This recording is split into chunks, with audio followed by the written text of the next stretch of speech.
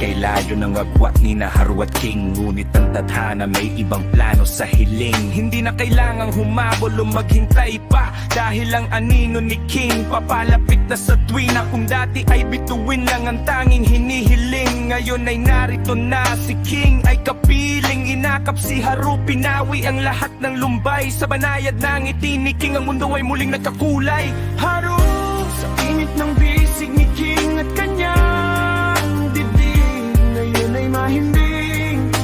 Payapa na ang bawat idlip, wala nang lungkot, wala nang masakit na alaala.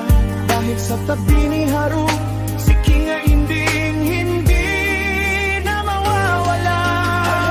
Namasdan na kita, King, narito ka na talaga. Kung sa puyat na gabi, ngayon ay ikaw na ang kasama.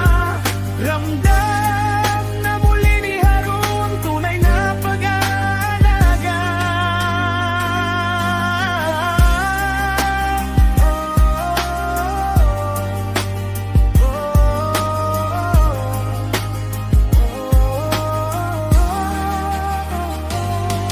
Haru, namasdan na kita, King, kay saya na nating dalawa. Dahil tapos na ang panahon ng lungkot at